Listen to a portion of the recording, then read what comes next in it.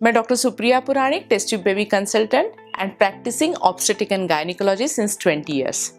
आज से हम नई सीरीज शुरू करने वाले हैं और इसकी प्रेरणा आप ही के क्वेश्चन से हमें मिली है और वो सीरीज है pregnancy exercises month by month. तो इस वीडियो में हम जानने वाले हैं प्रेगनेंसी के पहले महीने में हमें कौन से एक्सरसाइज करने हैं। प्रेगनेंसी का पहला महीना ऐसा होता है कि वो हमें मालूम ही नहीं होता, क्योंकि प्रेगनेंसी जब डायग्नोस होती है वो 1 महीना खत्म होने के बाद हमें पता चलता है। इसीलिए ये एक्सरसाइजेस आप सब ने करनी है जो कंसीव होना, प्रेग्नेंट होना चाहती है। हमारी एक धारणा रहती है कि जब हमें प्रेग्नेंट होना है तो आने वाली माहवारी से 10 दिन पहले हमें रेस्ट करनी है, हमें बिल्कुल एक्सरसाइज नहीं करने हैं, लेकिन ये सरासर गलतफहमी है।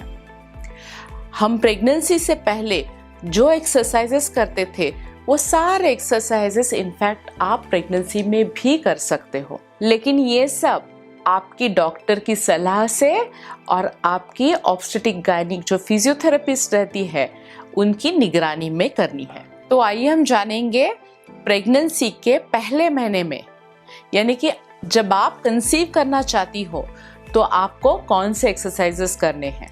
तो आज हम जानेंगे जानु शीर्षासन के बारे में, पश्चिमोत्तानासन के बारे में, विपरीत करनी के बारे में और सुप्त बद्धकोनासन के बारे में। तो आइए हम जानेंगे इन 4 आसनों का क्या महत्व है। ये 4 आसन करने से हमारे गर्भाशय और अंडाशय का रक्त प्रवाह बहुत अच्छा हो जाएगा, जिससे हमारा ओव्यूलेशन यानी कि अंडे का बाहर आना और इम्प्लांटेशन यानी कि अपना भ्रूण का रोपण होना इजी हो जाएगा।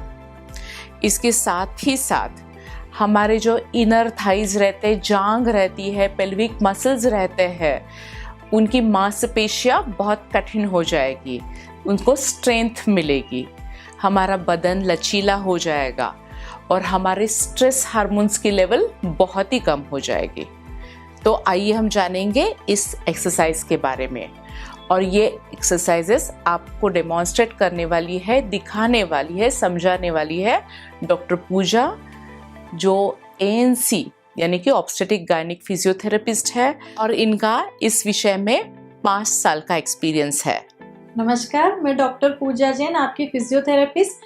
आज हम जो ये आसन करने वाले हैं, ये आपको सारे आसन या तो एम्प्टी स्टमक करना है यानी कि भूखे पेट करना है, या फिर कुछ भी खाने के 1 से 1.5 घंटे के बाद ही प्रैक्टिस करना है। ये सारे आसन आपको दिन में एक बार हर एक आसन को 2 से 3 मिनट तक के लिए परफॉर्म करना है या प्रैक्टिस करना है। सबसे पहले हम करने जा रहे हैं जानु शीर्षासना। एक पैर को हम फोल्ड करेंगे, दूसरे को सीधा रखेंगे, दोनों हाथों को साइड से ऊपर उठाएंगे सांस लेते हुए, सांस छोड़ते हुए आगे की तरफ झुकेंगे। जितना हम झुक सकते हैं उतना झुकने के बाद धीरे धीरे बॉडी को ढीला छोड़ेंगे, एल्बो को टिकाने का कोशिश करेंगे फ्लोर पे और अपने सिर को नी पर टच करने का कोशिश करेंगे। बॉडी रिलैक्स छोड़ के ब्रीद इन ब्रीद आउट करते रहना है। देन वापस दोनों हाथों को सीधा ऊपर उठाना है, बैक सीधा करना है। देन हाथों को पीछे से रोटेट करके हम लोग नीचे की तरफ रख देंगे। अब हम दूसरा आसन करने जा रहे हैं पश्चिमोत्तानासना, जिसको करने के लिए हमें दोनों पैरों को सीधा रखेंगे, बॉडी स्ट्रेट करके दोनों हाथों को ऊपर उठाएंगे, ब्रीद इन करेंगे, ब्रीद आउट करते हुए आगे की तरफ झुकेंगे, बॉडी को अगेन लूज छोड़ेंगे, एल्बो को फ्लोर पर टच करेंगे, नी को अपने हेड से टच रखेंगे, ब्रीदिंग ब्रीद आउट करना है, बॉडी रिलैक्स छोड़ना है। अगेन दोनों हाथों को ऊपर उठाएंगे, बैक सीधा रखेंगे, दोनों नी सीधे रखेंगे, हाथों को पीछे से रोटेट करके नीचे लाकर रखना है। अब थर्ड वाला हम कर रहे हैं आसन विपरीत करनी, जिसके लिए हमें अपने साइड से लेटना है, पूरा बॉडी को एक साथ रोटेट करके हम सीधे लेट जाएंगे।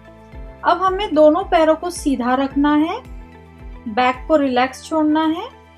दोनों पैरों को सीधे करने के बाद दोनों फुट को टच करके नी को फोल्ड करना है और अपने नी को फैला देना है, जैसे हम बटरफ्लाई में रखते हैं, और दोनों हाथों को साइड में रिलैक्स छोड़ देना है। इस आसन को करते वक्त बॉडी रिलैक्स छोड़ना है, ब्रीदिंग ब्रीद आउट करना है। पैरों को जबरदस्ती नीचे झुकाने की जरूरत नहीं है। अगर आपसे ऐसे नहीं बनता है तो हम इसको दूसरे तरीके से भी परफॉर्म कर सकते हैं। हम साइड से लेटेंगे, अगेन बॉडी सीधी रखेंगे, बैक रिलैक्स छोड़ेंगे, दोनों पैरों को सीधा रखेंगे। देन उसके बाद दोनों फुट को टच करते हुए नी बेंड करेंगे।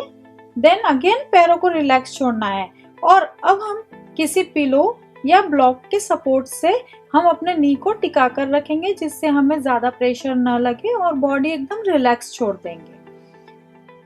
सिर्फ ब्रीदिंग ब्रीद आउट पे कंसंट्रेट करना है। बॉडी और नी हमारा एकदम रिलैक्स रहना चाहिए। Just concentrate on breathing. Then दोनों पैरों को साथ मिलाएंगे। अब जब भी आपको उठना रहे तो याद रखें आपको साइड करवट होके ही उठना है।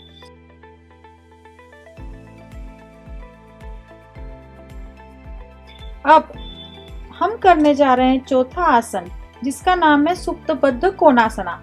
उसको करने के लिए हमें एक वॉल के सपोर्ट की जरूरत होगी। वॉल के सपोर्ट के लिए हम वॉल की तरफ अच्छे से खसक जाएंगे। देन उसके बाद में अपने दोनों पैरों को वॉल के ऊपर टिकाएंगे और बैक से लेट जाएंगे। अगर आपको दिक्कत होती है, बैक में दर्द लगता है, तो आपको अगर इस तरह से कंफर्ट नहीं लगे तो आप एक ब्लॉक को अपने हिप के नीचे रख सकती हो। तकलीफ नहीं है तो आप नॉर्मल विदाउट ब्लॉक भी रह सकते हैं। अगर बैक में दर्द लगता है तो आप ब्लॉक रख के या फिर पिलो या फिर टॉवेल का रोल रख सकते हैं। दोनों पैरों को सीधे छोड़ के बॉडी एकदम रिलैक्स छोड़ दें। ब्रीदिंग ब्रीद आउट नॉर्मल करें। अपने पंजों को अपनी तरफ थोड़ा खींचने की कोशिश करें, उससे आपको रिलैक्स भी लगेगा।